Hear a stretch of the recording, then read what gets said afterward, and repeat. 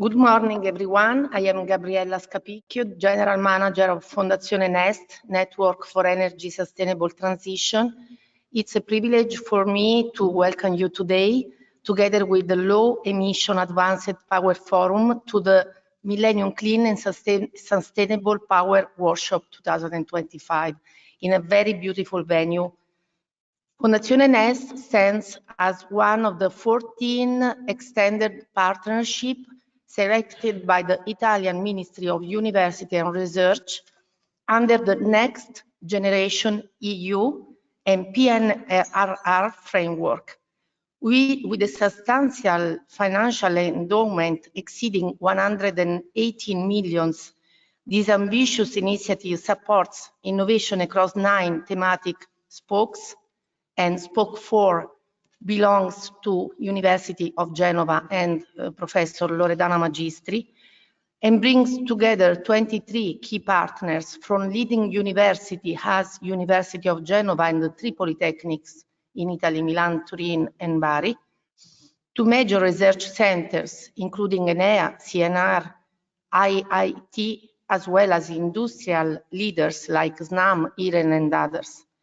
Our mission is clear: to create and sustain Italian leadership in the energy transition by bridging scientific excellence, technological innovation, and social impact.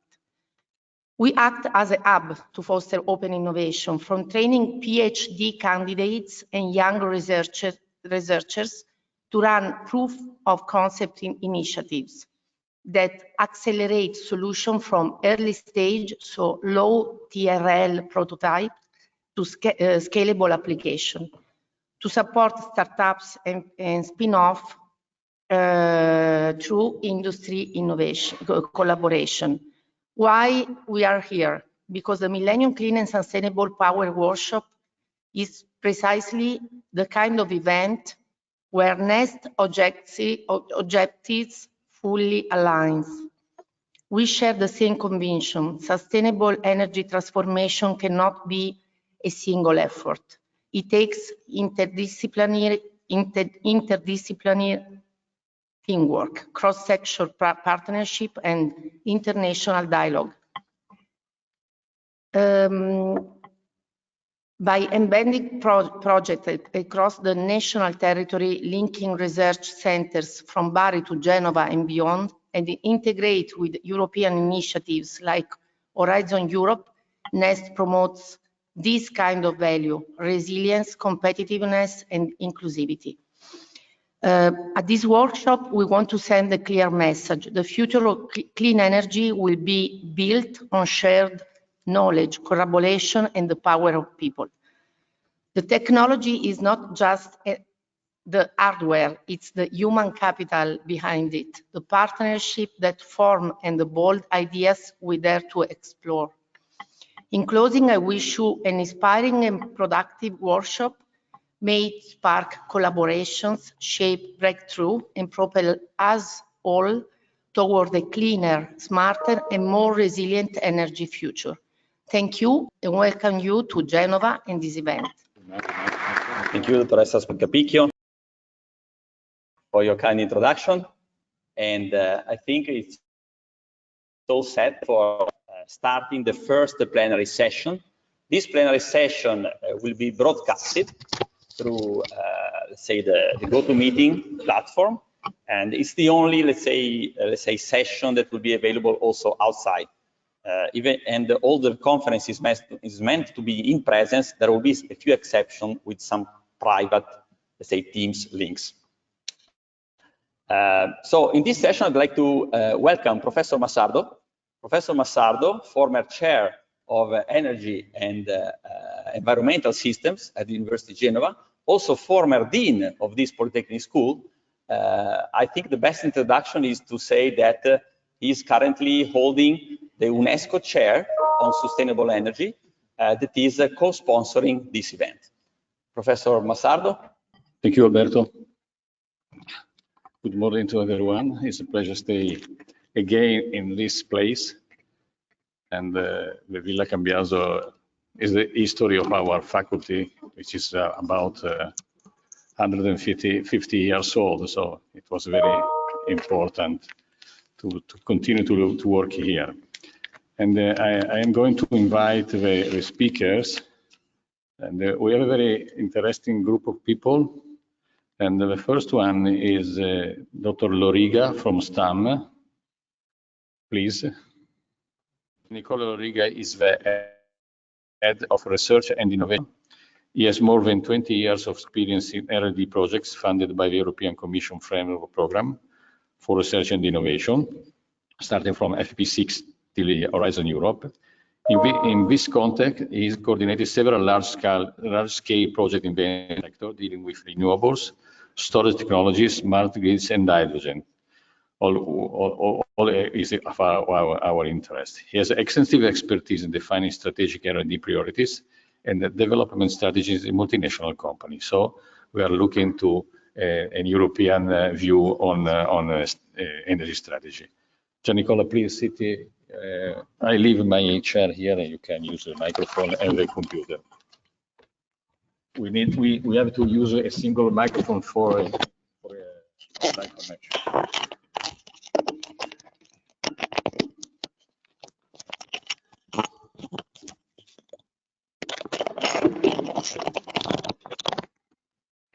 So first of all, thank you very much for having invited me. It's a pleasure to be here today. And I would like to present you a brief overview about the European Union policy framework. Just a second. Okay, by considering the complexity of the topic, I try to illustrate in a very schematic way the main aspects. Basically, the European Union energy policy is built on three main pillars: sustainability, security of supply, and competitiveness, and is based on the Energy Union strategy, which has been adopted in 2026, which is characterized by 5 interconnected dimensions with a scope. Mainly, first of all, to, let's say, diversify the energy supply in order to ensure the energy security, also by relying on the solidarity and cooperation among the different EU countries, to ensure a fully integrated European energy market in order to enable the energy flow among the different EU countries, also relying on an adequate infrastructure and without, in particular, technical, legal, or regulatory barriers.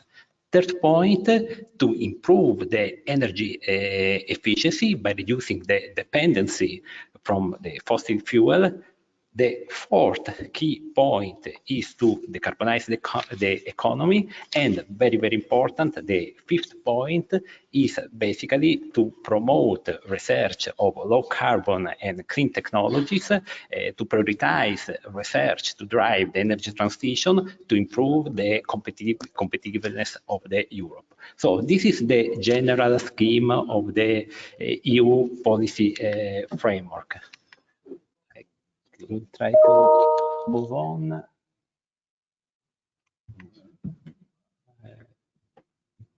Just a second. Okay, and I tried also to illustrate in a nutshell the main milestone that allow to define the current policy regulatory framework. So first of all, in 2018-2019, the European Commission adopted the Clean Energy for all the European package. This is a very, very important step because it's a set basically of 8 legislative acts, 4 directives and 4 regulation to boost the energy transition, and by putting in particular the consumer at the heart of the energy system, by empowering the consumer, by giving them more protection, and by allowing them to produce, to distribute, to share, to store, and to sell their own energy. Among the different directives of the Clean Energy for all the European package, there is the Renewable Energy Directive, which has been then amended in the next years, and which set basically the target of 32% for the renewable in the energy mix by 2030. This target has been following amended.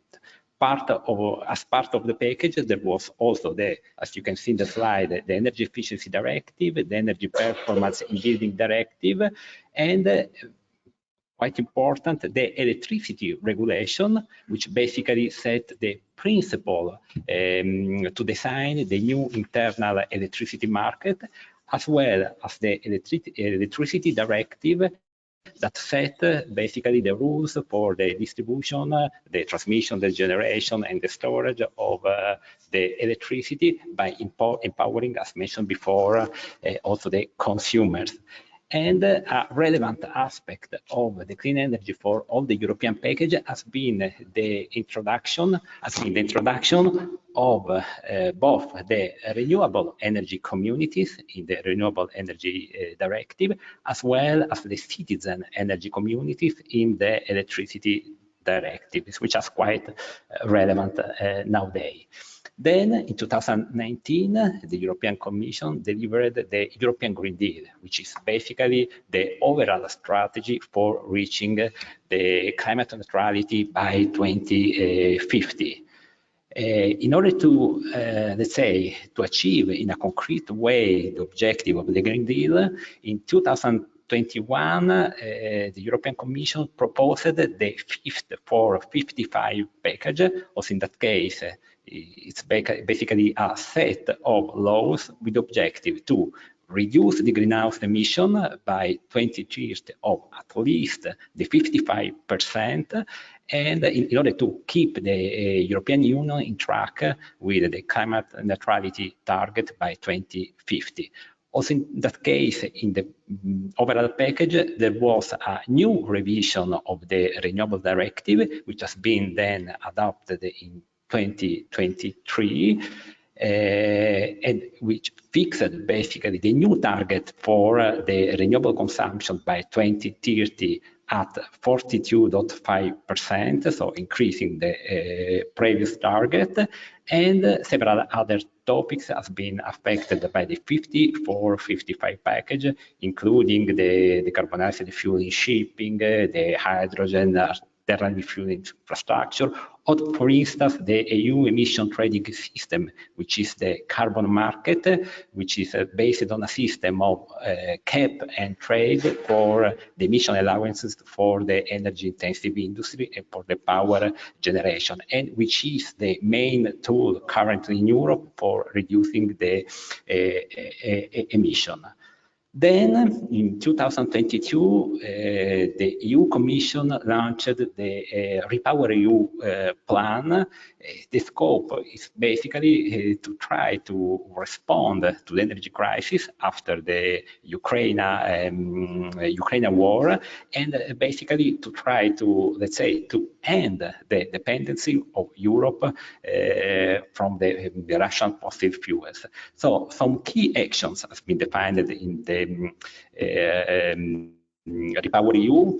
In particular, first of all, one of the objectives was to try to increase rooftop panel, heat pump, energy saving in order to reduce the fossil fuel dependency and to increase the, let's say, the energy efficiency in our home and building, to speed up the renewable permitting in order to increase and to minimize, the rollout times of the renewable projects, of large renewable projects, to diversify the gas supply by trying to establishing a more reliable collaboration at international level by ending the dependency from Russian, to decarbonize the industry, both by using electrification or maybe renewable hydrogen for the hard-to-abate industry, to increase the production of biomethane and to push the hydrogen economy by boosting, let's say, the creation of adequate infrastructure, hydrogen valley, and by increasing the target in terms of internal production and imports from outside, because it was also important to import for increasing the hydrogen economy. Then the European Strategic Energy Technology Plan, which has been established in 2007, it's the main tool for, let's say, to favor the development of low carbon technologies in a competitive and in a cost-effective way. Since the adoption of the Energy Union strategy, the set plan has been the main tool for supporting the fifth pillar of the EU energy strategy. And let's say all the activities of the set plan has been clustered basically in 10 different research innovation actions, including, for instance, the integration of the renewable technologies in the energy system, let's say energy efficiency for the industry, renewable fuel and bioenergy, and so on. For implementing the set plan, 15 working group, the so-called IWG implementation working group, has been defined. And as you can see in this general scheme in the slide, each working group coincides with a specific key technologies. Then, in order to align the current set plan with the previous policy action that I mentioned before, I mean the European Green Deal, the REPowerEU, and so on, in 2023, the European Commission launched, let's say, a full revision of the EU set plan by setting up 5 additional working groups, transversal working group, dealing with digitalization, access to market, skills, circularity, and so on, in order to fully revise in the period 2023-2025 the set plan. And finally, corresponding to this very, very complex policy framework, the European Commission implemented basically a wide range of opportunities, of funding opportunities to basically fund and to implement the policy framework. Among them, I would like just to mention the Horizon Europe framework program, which is the research innovation framework program of the European Commission, with more of 95 billion of Europe in the period 2021-2027, and in the context of Horizon Europe, the cluster 5 dealing with climate, energy, and mobility has been allocated basically more than 50 billion euros for the 7 years. In addition to Horizon Europe, I would like to mention also the Innovation Fund, which is probably one of the largest funding scheme in the world for low carbon technologies, the demonstration of low carbon technologies. I think that's all. A very quick overview. Thank you very much. And we skip to the second presentation, which is from Celia Artur. She's from Eduardo Mondlane University in Mozambique. And so we are going to have an Africa point of view on the topic.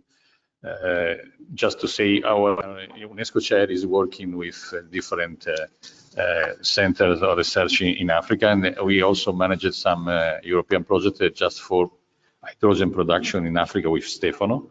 So we have a lot of collaboration in Africa. Professor Traverso is working with Mozambique, for example, and so on. Celia, she has more than 15 years of experience in renewable energy and energy efficiency related research. Her work experience includes renewable energy technology assessment, energy system modeling for green transition, demand response, solar energy prototypes for rural communities in Africa, and she authoring scientific publication on energy transition and modeling sustainable technologies. I hope that we can see the presentation and listen to the speaker. Please, Celia. I will be giving you an overview of the energy sector in Africa, and particularly in Mozambique. And I will also share some research activities in our university. Africa has almost 1.5 billion people, almost 19% of the world's total population.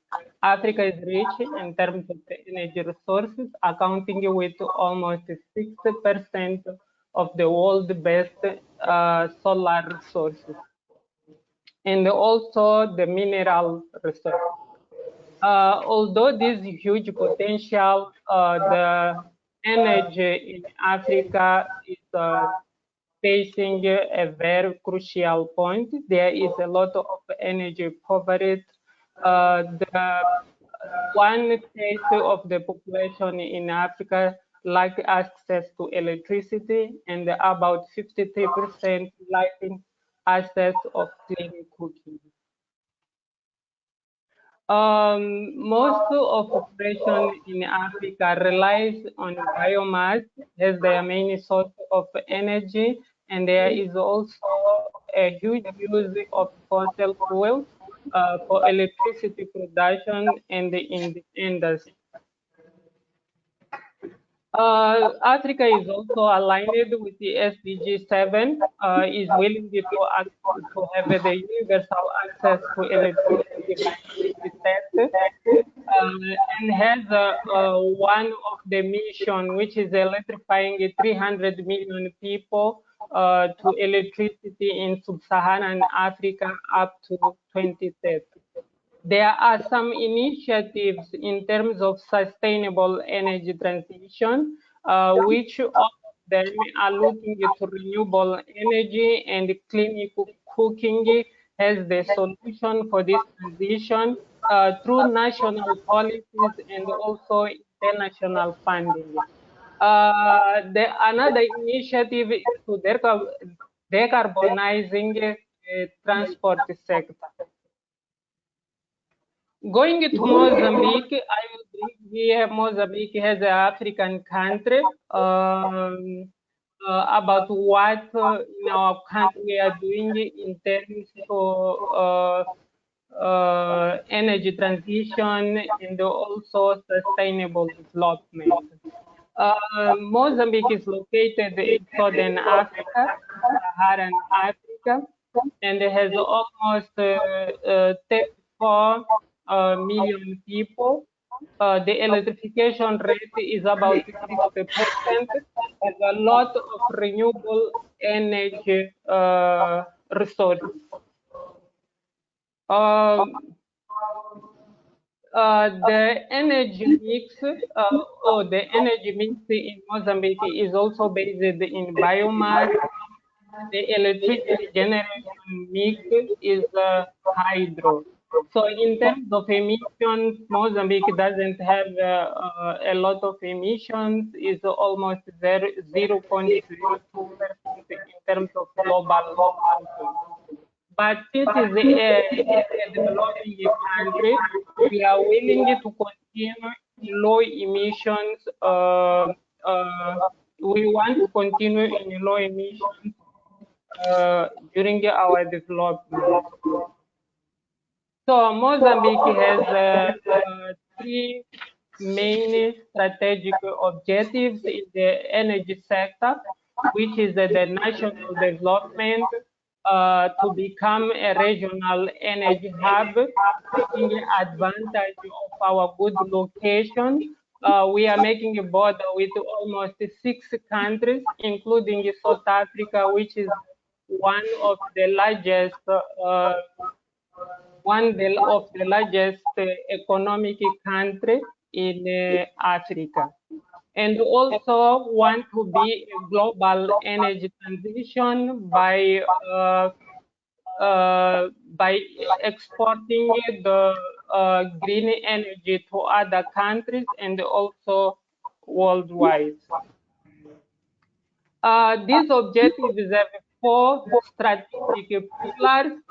The first is a modern energy system based on renewable energy, which has as priority programs up to 2030 to develop hydropower, solar, and wind energy in way to expand and improve the electricity grid.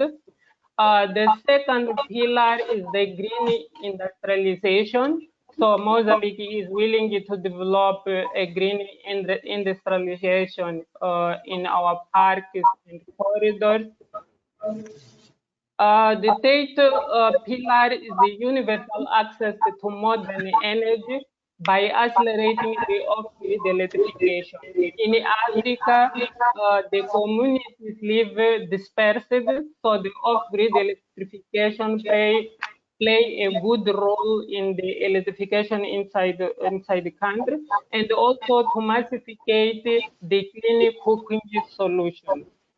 The last pillar is the adoption of clean energy for the transport sector by the transition for EVs and NGVs fuels. And also the development of biofuels value chain. So far, in terms of actions, Mozambique has made significant progress in the review of regulatory framework to achieve the strategic objectives.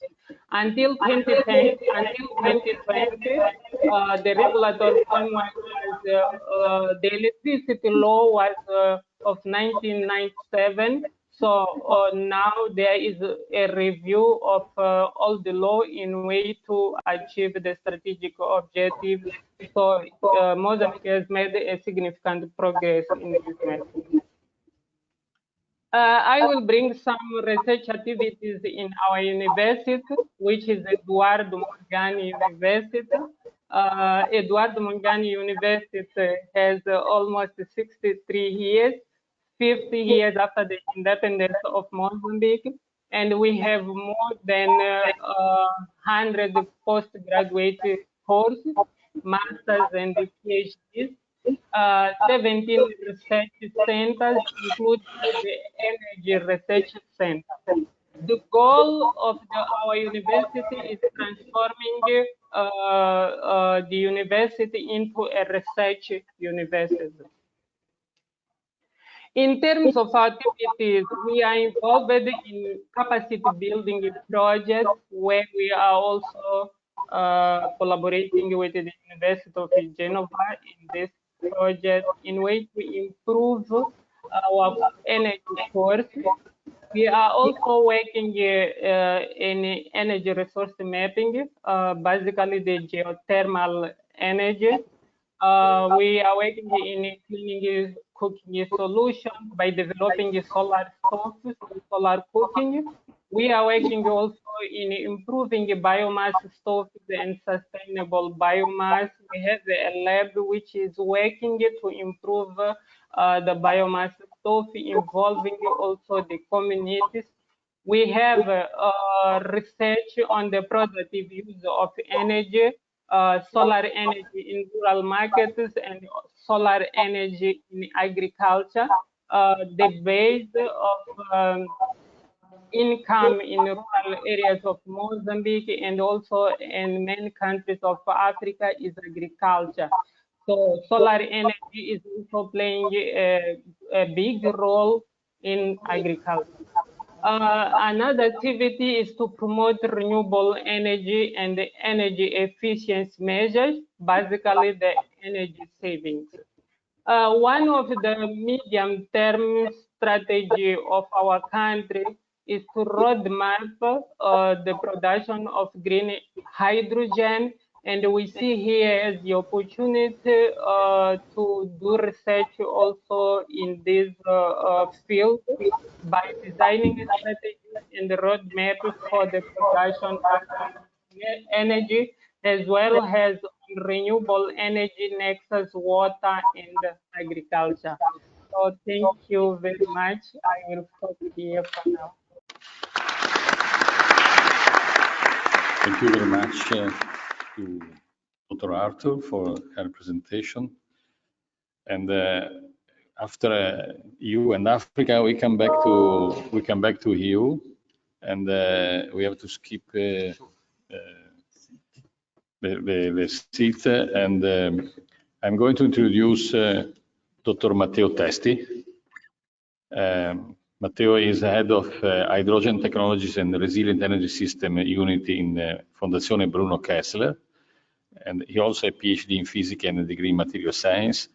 And he has a long expertise for many years in hydrogen technologies, low temperature, high temperature generation, fuel cells, and so on. It's a very long curriculum. I'd like to give the title of his presentation, and his overview of Italian and EU activities and objectives for the promotion of hydrogen. And Matteo is also giving the speech on behalf of Professor Luigi Crema, which is the president of Hydrogen Europe Research. Hydrogen Europe Research is a very important organization, the most important organization on hydrogen in Europe. And Professor Crema is also the director of Fondazione Bruno Kressler, where Matteo is working. And he is also vice president of Italian Hydrogen Association, H2ET. So I think that we may have a very interesting overview on hydrogen from Italy to Europe point of view from Matteo. Thank you for your coming. Thank you for the kind invitation and the warm welcome. Good morning to everyone. Again, my name is Matteo Testi, head of ILS unit in FBK, and I am here substituting my director, Luigi Crema, about the overview about the Europe Italian promotion activity in the hydrogen field. I like to start with one slide because I think we know, well aware, but hydrogen, when we talk about hydrogen, we don't talk about a technology. We talk about a whole supply chain.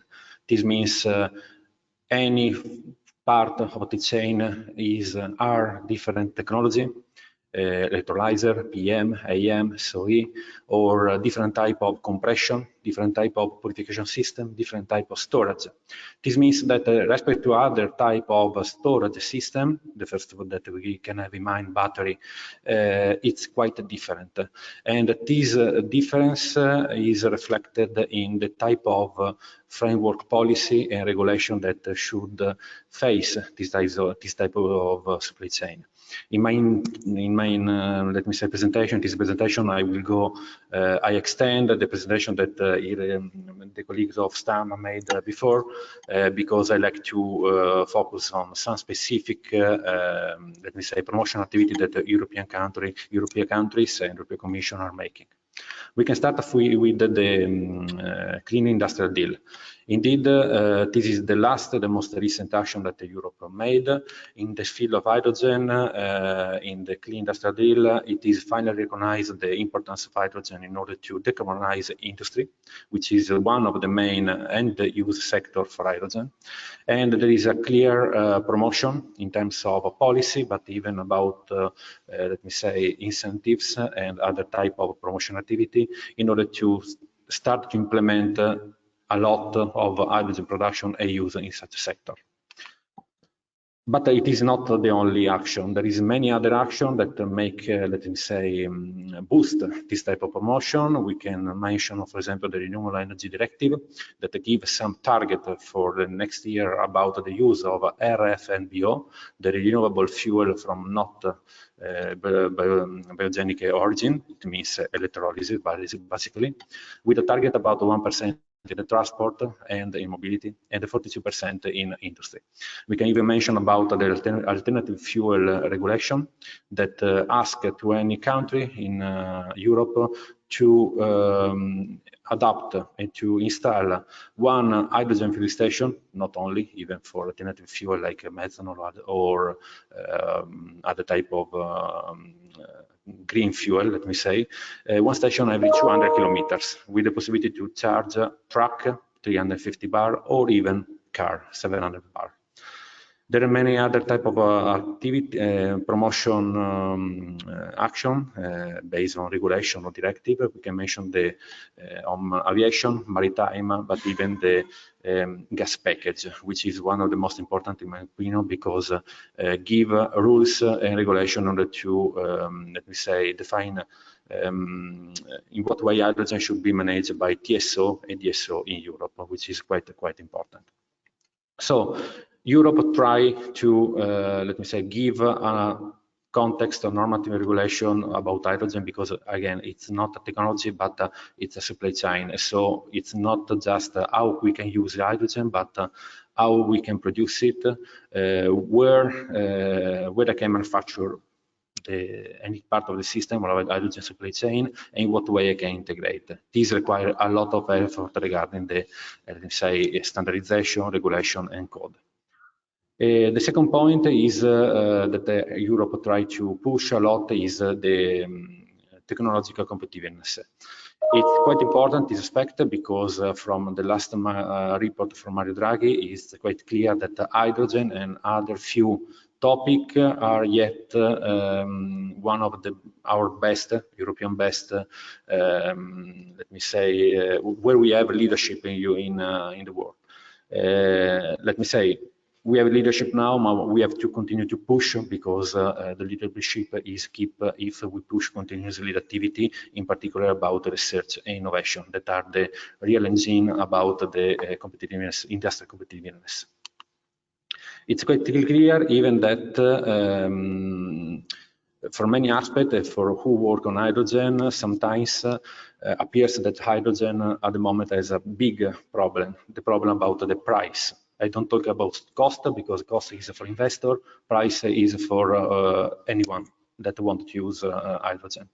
And the price of hydrogen and the use of hydrogen with all the technology is yet high. But it's quite interesting to note that if we plot the trend of, in this case, electrolysis, electrolyzer, reduction cost during the year and during even the implementation, it appears that the curve is more or less like the same of PV solar panel in the previous year, previous 10 years. And this is quite interesting because it means that the technology upgrade and evolution follow a reduction cost that will catalyze and promote the implement in the market more and more with the year. It's important to note that other countries work a lot on that and are able even to win competitiveness in terms of cost, and we have to continue to push in Europe this type of activity in order to promote novel research, novel innovation about electrolysis, but not only, even about other type of other part of the supply chain of hydrogen. What is doing Europe in that? We think we are part of a research context, and so we talk about from the side of research innovation, and we think that this is basic for continues to have competitiveness in this field. Europe continue indeed to work to promote novel projects in order to have disruptive technology, breakthrough technology that, for example, seawater electrolysis, in order to use seawater instead to have let me say the use of water, tap water, for example, for what reason, for example, in this case, in order to use in context where seawater is more approachable than tap water or potable water. In other case, the main action are for cost reduction, which is again is one of the main drawbacks of the hydrogen technology at the moment. And another topic is about the increasing of manufacturing of component in Europe. Indeed, there is many regulation about that in order that limit the component that come for hydrogen technology that can come from outside of Europe. In this sense, Hydrogen Europe research is one of the most important pillars on research in Europe. At the moment, we are at the beginning of the end of the framework program. Horizon Europe will terminate in 2027, and it's time to understand what will be next. There are many discussions ongoing. I suggest to you to have to consult the Hydrogen Europe research position paper published last year in December. There will be an update for at the end of this year, and there are many information about what we expected in terms of research innovation, in terms of research in Europe on hydrogen. Other two actions that I have to mention are, the first one is Hydrogen Valley. Hydrogen Valley is in Europe is quite different from the Hydrogen Valley that we intend in Italy, with action in Italy. Hydrogen Valley is action made by Europe in order to support and catalyst and promote the clusterization of hydrogen use, production, distribution, and use in, let me say, in large area in Europe. The funding of this type of activity doesn't allow to, let me say, create totally or develop totally the oversupply chain in in a territory, but allows to, let me say, fulfill all the necessary necessary activity before to start with the real construction to have other funding. I mean, bankability, feasible study, barrier, problem with regulation, and what else. This is quite critical and necessary because otherwise, who wanted to include hydrogen in proper industry has a lot of problem because for many aspects it's a new technology and there is few people, few companies that have approached every aspect of implementation. The last but not the last important is the European Hydrogen Bank. This action that allows to fund, have funded at least 1.8 billion euro up to last year in 2 different auctions in order to fill the gap between the fossil fuel cost and the hydrogen production cost. It's a very interesting mechanism, and it is the last type of funding that it was missing in order to make, let me say, feasible the bankability of hydrogen project, in particular for industrial context. I want to spend 3 minutes, the last 3 minutes about Italian position, Italian scenario. Sorry for Italian slide. At the moment, we have one big project called the PNRR that support a lot on different aspects of the hydrogen implementation deployment in Italy. There is a 3.6 billion euro, let me say, make a disposal for such action. Italy, let me say, include even the Renewable Energy Directive 3 in the novel PNIEC, let me say, the coordinated plan for climate and energy in Italy. And Hydrogen Italy, legislation on Hydrogen Italy, let me say, has worked even to start the hydrogen strategy in order to, let me say, support the government and the state to drive what is missing and what we need to make for Italy about hydrogen. Last but not least, we are waiting from the government the novel Decreto OPEX or Decreto Tariffe, which is a similar, let me say, funding respect to the hydrogen bank, because it will cover the gap between the fossil fuel cost respect to the hydrogen production cost. And last but not least, another action is the mission innovation. There will be the next call in a few months about hydrogen with a disposal 118 million in order to develop a novel technology and plant for hydrogen. This is a measure, an action focus for company and industry. I don't want to stay a lot on this slide, but this is just a summary about the action about the PNRR divided by the different let me sub-action. I want just to underline that in Italy, thanks to this funding opportunity, there will be the possibility to deploy a lot of hydrogen valley that are different from hydrogen valley context in Europe, but in Italy, the meaning is site where it is possible to produce hydrogen with a large funding, public funding for industrial context or mobility context. In parallel, there was even the funding opportunity for hydrogen fuel station that cover not only the hydrogen fuel station for mobility, private or public on road, but even on railway, like the novel Isaeolo in Lombardia region, or even the novel HRS in Sardinia region.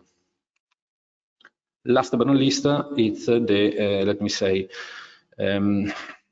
this slide is a bit complicated to explain in few words, because it's clear that there is interest about the mid-Europe to improve the connection of natural gas and hydrogen transmission along the Italy, because it's a natural hub for natural gas and will be for hydrogen gas.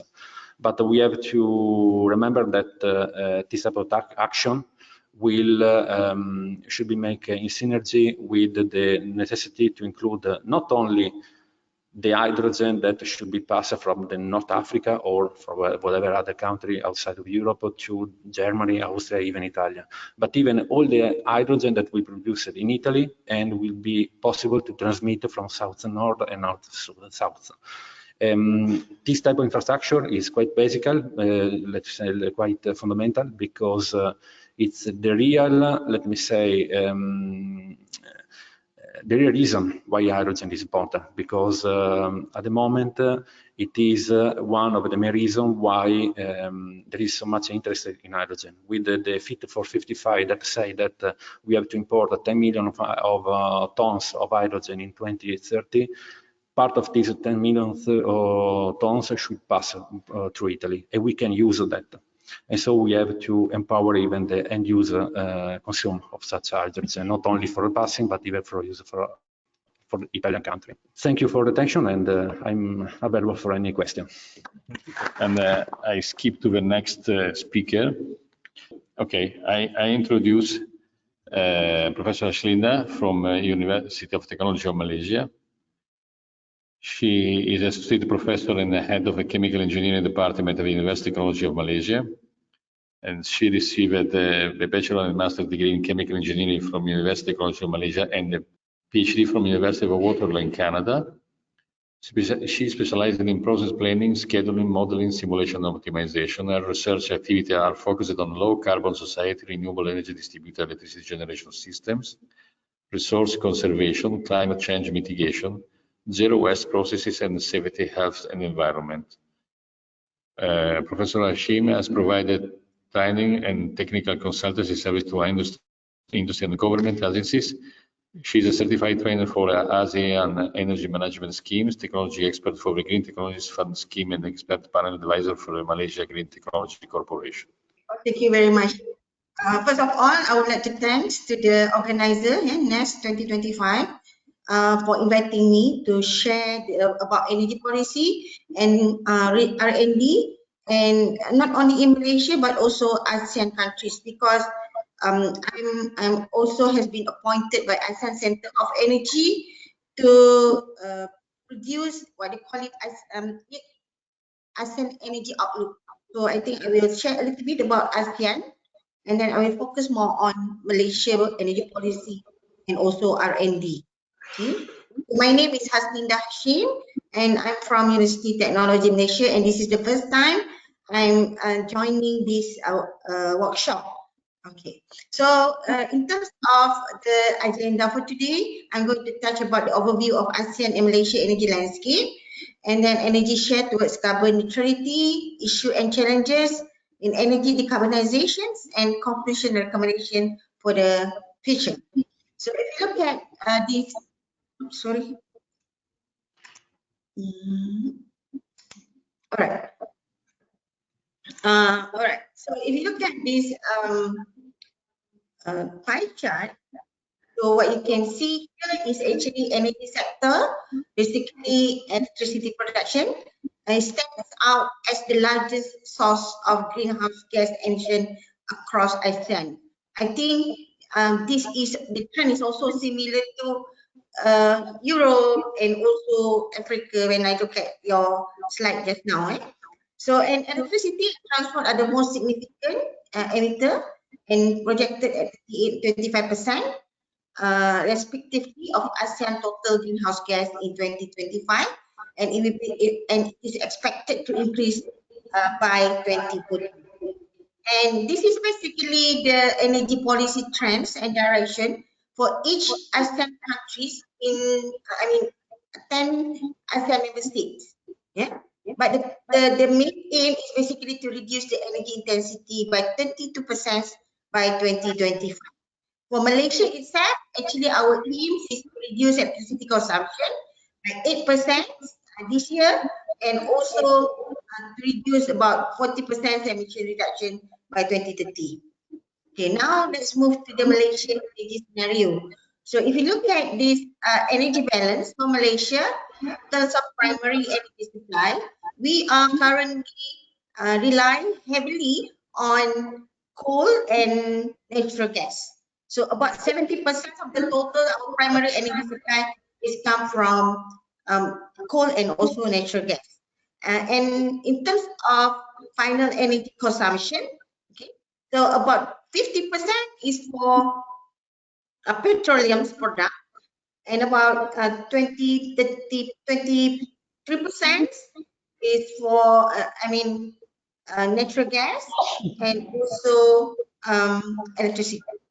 Yeah. In terms of final energy consumption by sector, about 40% is for transportation and 32% is for industry. So if, for example, we can focus more on these two sectors to reduce the fuel consumption, then it will basically lead to very significant emissions reduction for the country. All right. So this is basically the total energy supply. Yeah. As you can see, about roughly about 70% from renewable energy, and this basically leads to about 241 metric ton of CO2, and in terms of percentage compared to 2000 is about 110%. This is a very substantial amount of emissions, and it actually contributed about 0.71% total global emissions. And in terms of Malaysia greenhouse gas, so you can see that Malaysia is the 25th highest emission emitter in the world. Okay, and what is our strategy in Malaysia to reduce our greenhouse gas emission? It is to increase the renewable energy share.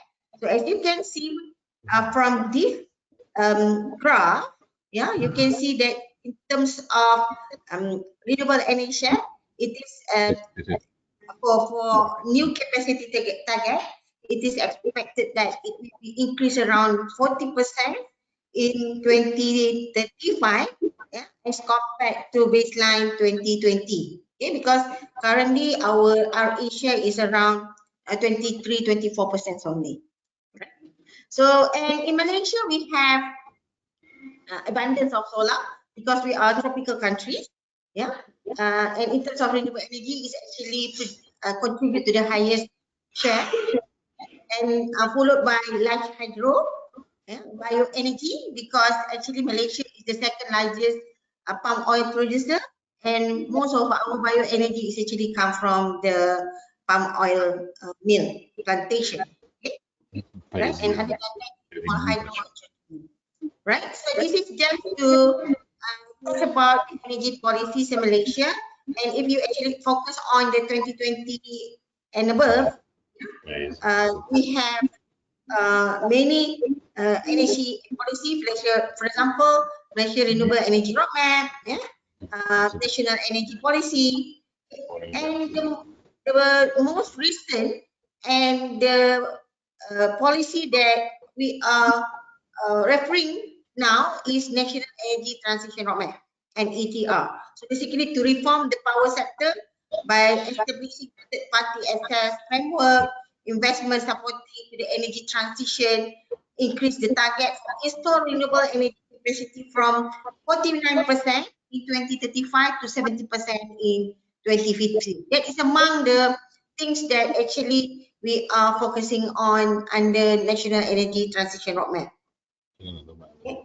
So this is basically to highlight a few of energy policies in Malaysia. For example, under National Energy Policy, so we actually expected to increase our RE capacity to 31% by 2025 and 40% by 2035. Yeah. However, under National Energy Roadmap, this target has been reviewed, and one of the strategies is to phase out coal-fired power plant, where it's actually reduced the share to 50% by 2035 and fully retiring by 2044. Yeah, under National Energy Policy, National Biofuel Policy, so actually Malaysia, the government mandated that the transportation diesel will be blended with 20% palm-based biodiesel. Currently, we only blend about 10%. That is blending diesel with palm-based biodiesel. Right? This is actually the oil from palm oil.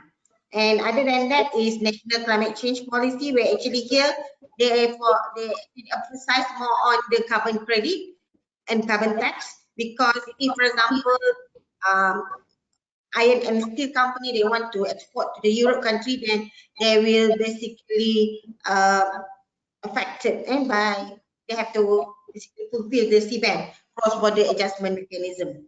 Okay, and this is a few energy policy. For example, under National Renewable Energy Policy and Action Plans, Malaysia targeted to increase the 20% renewable energy capacity mix in electricity sector. Okay, and under 12 nation plans, nation committed to reduce about 45% emissions greenhouse gas by 2030 compared to 2005 level. And under MIRA, Malaysia Renewable Energy Roadmap, Malaysian set an ambitious target to increase the share of renewable energy in the national installed capacity. So this is just to highlight, okay, what is the strategies or research in order to meet the targets until 2050 is stated under National Energy Transition Roadmap. For example, if you look at the bioenergy, so it is expected that the increase of bioenergy up to 1,400 megawatt of bioenergy installed capacity in 2050 as compared to the target about 500 megawatt. So it's around 3 times increased capacity of bioenergy installed capacity. So this is actually the investment opportunities and also R&D opportunities in Malaysia, because this is basically the target of our renewable energy activities up to 2050. And this target, for example, renewable energy is targeted to increase up to 57 gigawatt of solar PV as compared to 2030 target only 7 gigawatt. Okay, so they actually stated in terms of hydrogen, how many hydrogen hub, how much is the production for local green hydrogen in 2050, bioenergy. They have each target for activity, right? So under National Energy Efficiency Action Plans, so actually here, this will be the last year for NEAP, and we're going to Malaysia going to launch NEAP 2.0 recently. I mean, in 2 weeks time, or maybe next month. Okay? And in terms of target, we reduce about 3.8% of electricity generation, which actually can be about 38,000 tons of CO2 emission reduction. Okay? So, and this is basically the national energy policy. We have 3 objectives, 4 strategic thrust, 11 strategy, 31 action plans, and also who will be the enabler. Okay. Right. So in terms of policy recommendation for the decarbonization. So like I said, in Malaysia, we have abundance of biomass, which actually come from palm oil mill, because we are the second largest palm oil mill producer in the world. Yeah. And on top of that, we also produce rice. Therefore, we have rice husk, okay, bamboo, coconut stem, and wood residue. Okay, and tea fruit bunch and all palm trunk is actually biomass from palm oil. Okay, and actually there is a high demand of biomass from Malaysia. Therefore, our biomass has been changed into pellet and also briquette before it is exported to other countries. Okay, and this is basically to highlight our policy as stated by our Prime Minister, which Malaysia looking into early retirement of coal power plant. Yeah. So, and for example, Malakoff target, this is one of the biggest electricity company in Malaysia, where actually they target about 50% of biomass co-firing Tanjung Bin power plant.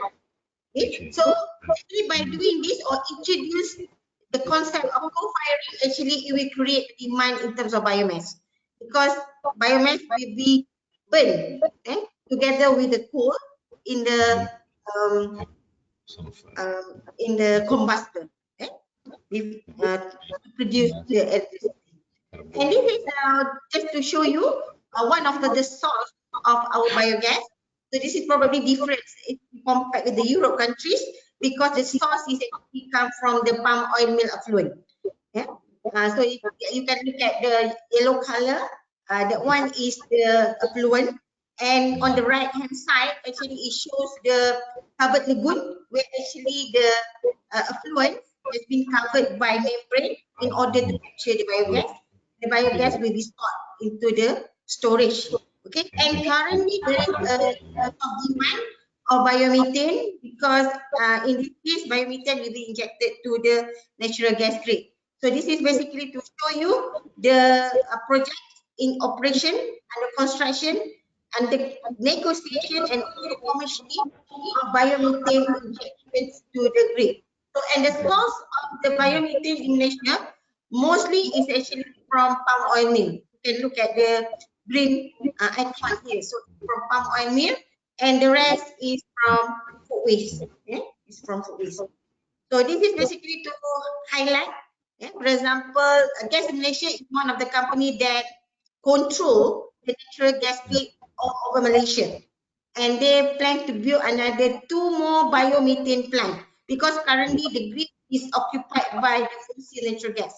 But in the future, the biomethane will be also injected to the natural gas grid, yeah, to increase the percentage of biomethane in natural gas grid, because there is a demand from the company, especially if they want to reduce their certain emissions reductions, and also to submit the environmental sustainable social and governance report. Okay, so and this is just to show the comments of the commercial biomethane plant in Malaysia, and mostly is injected to the natural gas. Okay, in terms of biodiesel in Malaysia, we also have market. Yeah, for example, if you look at the graph, yeah, you can see the orange one to show how much Malaysia export our biodiesel. Yeah, and then it is not surprising if you look at this pie chart. Most of our about 85% of our biodiesel is sent to Europe. Yeah, and biodiesel in Malaysia mostly is produced from palm oil base. Okay? And this is basically the initiative that's stated in National Energy Transition Roadmap, where actually by 2030, so Malaysia will increase the biodiesel up to 30% in pump station. Okay? Other than that, in the National Energy Transition Roadmap, they also have emphasized on the fuel for aviation, yeah? Because it is targeted that by 2030, Malaysia can have at least 1% soft landing, yeah? In order to encourage the demand. Okay? And SAF in Malaysia also one of the route actually to generate SAF from biomass. Okay, so this is to show of our newspaper cutting, and in terms of the market of sustainable aviation fuel in Malaysia. Okay, and if we talk about biomass, one of the potential is to produce the biomethanol, and there is a market in the marine transportation. So this is also stated in our National Energy Transition Roadmap. Yeah, basically to open the market of biofuel application in marine bunkering, and also unlock market opportunities of future fuels in marine bunkering. And our team also contribute to the drafting of renewable energy policy, and here actually we discuss about the trading of Johor Singapore renewable energy and the Johor Singapore Special Economic Zone, and on top of that we also actually consider the energy trading across ASEAN. All right, so as a conclusion, Malaysia has a huge potential in terms of renewable energy source. For example, from solar, biomass, biogas from palm oil mill, waste, and palm oil residue. Yeah, and solar and biofuel remains as the preferred option during this transition. However, due to limitation in terms of availability for solar and biofuel, we still rely on the fossil fuel. Yeah, but we hope that the percentage of the fossil fuel dependency will be reduced by implementing the biofuel, sustainable aviation fuel, biodiesel, and biomethanol, biomethane, and so on. So green fuels such as sustainable aviation fuel and biomethanol is increasing due to policy intervention, and technology advancement, policy intervention, and incentive is required to accelerate the green fuel substitution in Malaysia. So I think that's all from me. Thank you very much. Thank you very much. Francesco Roncallo is Head of Business Development at the Engreen, with 15 years of experience in renewable energy, sustainability, and international cooperation. He's a mechanical engineering with PhD at the University of Genoa. He has strong experience in EU project and international project development, and focusing on rural electrification, clean energy systems, and capacity building in Europe, Africa, and Latin America. Francesco, please. Thank you, Professor. Thanks, everyone, to be here. So the intention of my intervention today is just to provide a kind of perspective of a private company working in the development sector, mostly in energy-related projects, in countries like African ones and Latin American ones.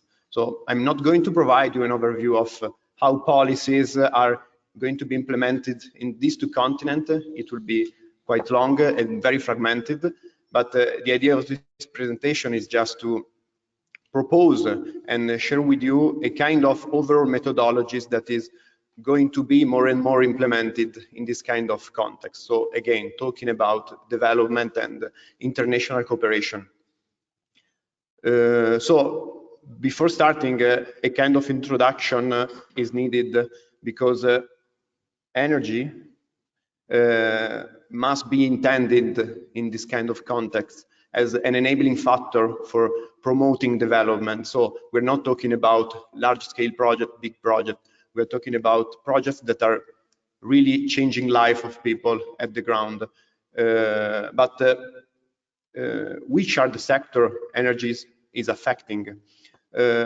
One of the main indicators index that is used in this sector, in this context, is the Human Development Index, which is grouping different kind of indicators related to education, health, security, and so on. And there are some correlation which put in contact electricity per capita, so electricity consumption per capita, with these indicators. But sometimes looking at this graph is quite difficult to really understand what is happening in the really development part of the continent and of the globe. So, for example, Italy and Brazil seems to be in a good shape.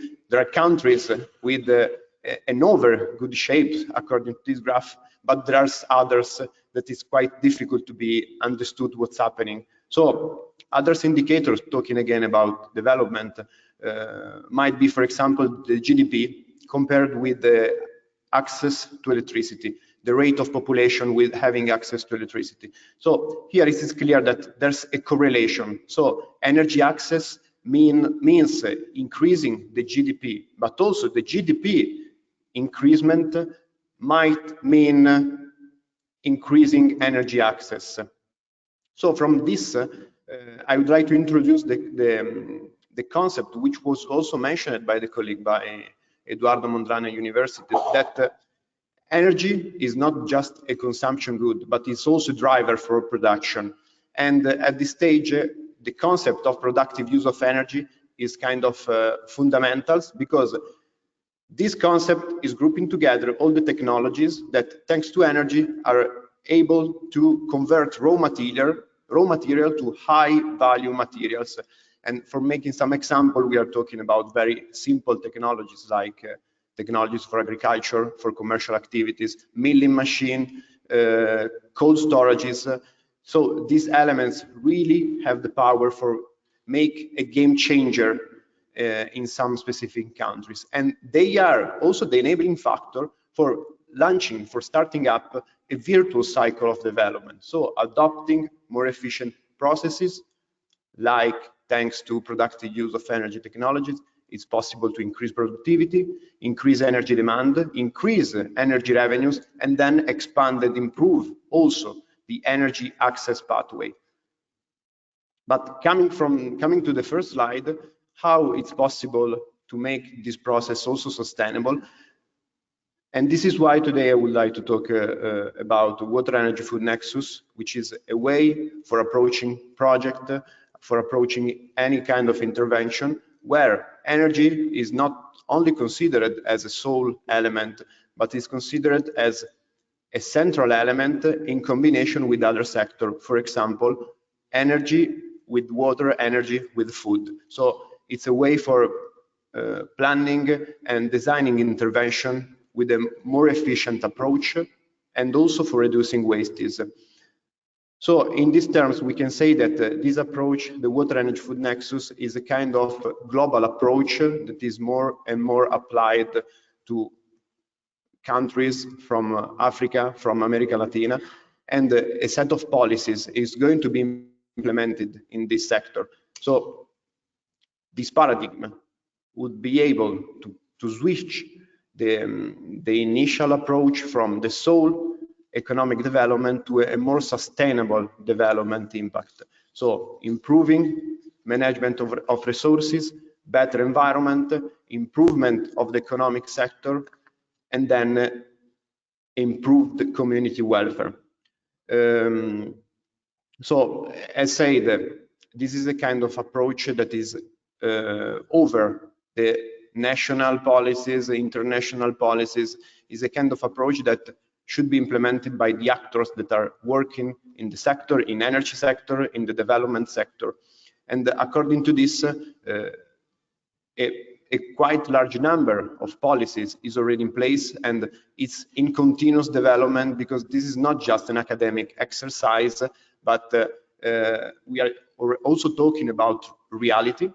So there are policies and regulatory frameworks which are trying to propose lesson learned methodologies, approaches for really put in place what the water energy food nexus approach is asking for, which doesn't mean to be more efficient just for being more efficient, but for decreasing cost and also optimize resources that in some contexts are really low. And according to this, there's also a quite extensive donor framework which is active in supporting and promoting this environment. So some names are quite well known. Just for example, the program Sustainable Energy for All is trying to apply this approach also at the healthcare sector for fully electrifying the healthcare sector in some countries. There are other programs, for example, by UNDP, the UN agency for the development, mostly active in the African continent, which is looking to methodologies for understanding which productive use of energy might be more suitable for a specific context. And my last slide is a kind of sponsorship for what we are doing at Engreen, but as we are doing also other groups like the UNESCO Cathedral here at University of Genoa is doing. So we are trying to turn this principle, turn these methodologies into action through pilot project, capacity building activities, awareness campaign. So it's more and more important to shift from just theoretical environment to a more practical environment. And this is happening already since many years, both in the African continent and in Latin America. That's it. Thank you, Francesco. We don't have a presentation on Professor Zhang, which is a pity because the work in China on sustainability is very strong. I met a presentation in 2018 in the US regarding beautiful China, which is one of the projects to develop a clean energy in China, and they did a lot of work. So it's a pity to lose Professor Zhang. Anyway, I think we have some minutes for questions. And the problem is just we have only one microphone to be connected of remote speakers. And I just have a preliminary comment. Last year, we reached the maximum production utilization of coal in the world. And we are talking about sustainability, clean energy, but in the real world, the world is going in a different way. We do a lot of work, but the coal consumption is still growing. So this is just my first basic idea. When I think I started 40 years ago working on a coal power plant in Italy. Now we close everything in Italy, more or less. We are phase out for coal. I listen in Malaysia, we are doing something in Europe. It's quite similar, not in Poland, but in the rest of Europe. And so this is a topic. So we need energy, and we are still using a lot of coal, and the coal consumption is increasing. On the other side, we are doing a lot of work to clean, to decarbonize, using hydrogen, and etc. So I don't have a clear question, but just thinking about the two different balances. So what we have to do in the real world to increase the sustainability and reducing the coal and the fossil fuel utilization in the real world, not only in the labs. Do you like to give your opinion? I'd like to use. Yes, I think the current status, by considering the current step, I think it's quite important to reach the right compromise. It's the EU policy framework is focused a lot on, let's say, on pushing for the renewable deployment, basically, as you may have seen also in the previous, on most of the previous presentation. But there is this space that we have to face this ramp up by considering the current picture of the overall energy system that should allow, let's say, the integration from one side of the renewable sources, but at the same time we have to reach the right equilibrium in order to guarantee the sustainability of the overall energy system. Yeah, and do you like to say something? I try to give you the microphone. Thank you.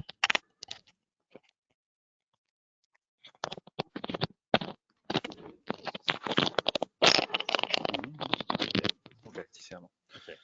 Thank you. My perspective regarding the question. In a world that use fossil fuel in order to ramp up economics, society, what else, it is possible to make a real transition in terms of to decarbonize completely our society thanks to novel technology. Novel technology means to be able to make research, so to be able to have enough market and public funding that support public research, private research even. Technology means even manufacturing capability in order to reduce price, cost. So it's right that at the moment we are working on sustainability for novel technology to disruptive technology from university research center and a company that start to invest on novel branch line on novel technology. But it is even true that it is not possible to think that this technology that just now we are deployment, even at a megawatt scale, should be soon deployment in other type of country outside of Europe or China or USA. So we have now the choice and the possibility to make novel technology. We have the target to make available low cost, and step by step with the time, it is possible that this technology take place of fossil fuel and decarbonize even the country that at the moment to speed up their growth and to maintain even the sustainability in terms of social of other country need the fossil fuel. So it is parallel work to do, in my opinion. This is, and so we don't have to stop our R&D activity and research activity. Maybe Professor Zhang is connected. Maybe he can answer to your question as well. Right now. Professor Zhang is he connected? Yes, he can. Yeah, can you hear me? Hello, Professor Zhang. Yeah. Can you hear me? I can hear you. Maybe you would like to repeat the question. Can you? The question. No, okay. The question is not a question. Is a note. Is just. It's not a pure question. But my opinion is that last year we reached the maximum consumption of coal in the world, and at the same time we are doing a lot of work from research to application for sustainability, new cycles, new system, new technology, and so. But the real world is still going in the direction of a fossil fuel. So what we have to do to improve our impact on sustainability of a real world? Is it clear? Professor Zhang? Yeah, can you hear me? Yes, please. Do you like to comment what I say? Yeah. Sorry for the internet problems. Yeah, maybe I cannot show my slides here. Yeah, so I want to say a few words about my presentation. Yeah, it's in the dual carbon strategy. It's our national strategy. So in China, there's a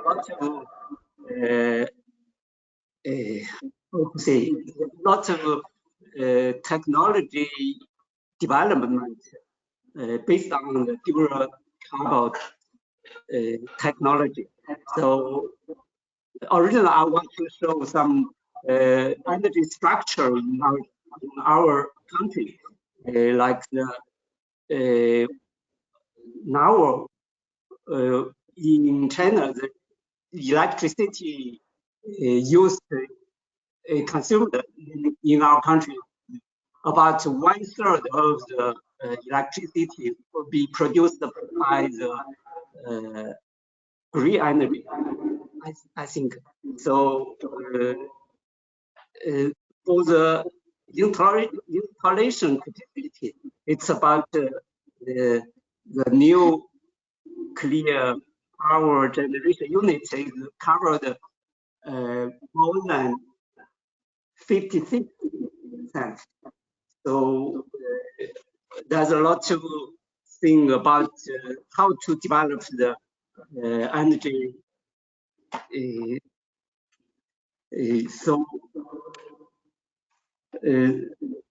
I have prepared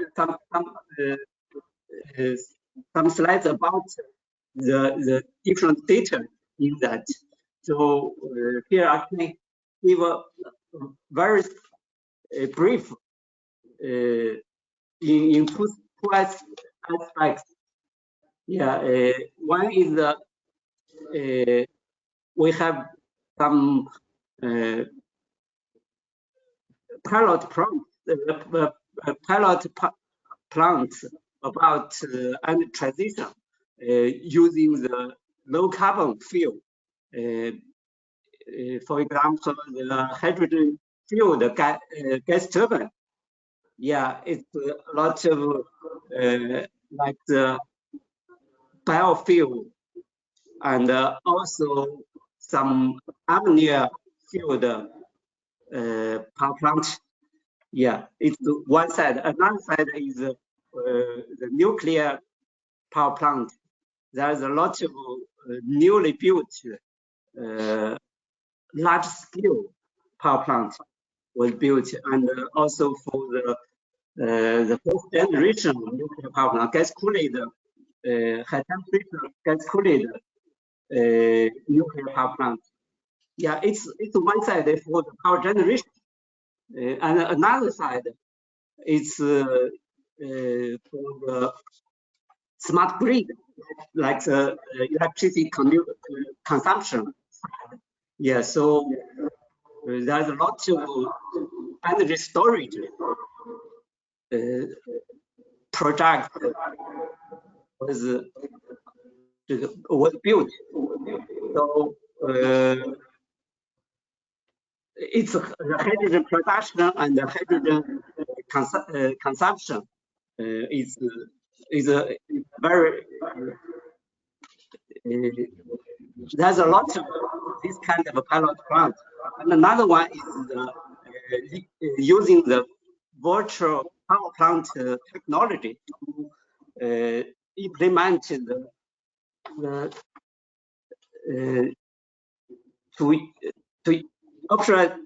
optimize the power resources allocation and increase the grid stability and promote the renewable energy consumption. So sorry for the internet so I cannot show the specific data for that. It's all I want to say. Sorry. Okay, thank you very much, Mr. Zhang. Okay, I think that we finished our time for this session, and I like to thank all of the people in the room, all the speakers for coming and for be connected with us. It is more difficult when the connection to consider. I like to just close the session. Remember some words from a Greek philosopher, from Socrates. I have a text in Italian, and I say in Italian: esiste un solo bene, la conoscenza, e un solo male, l'ignoranza. I try to translate in English. I am not very good, but we have only one good thing, is the knowledge, and for sure we have one bad thing, is the ignorance. So what we have to do is to continue our work in the research and doing some research for doing things new and improve our knowledge. Thank you for staying and listening to the presentation.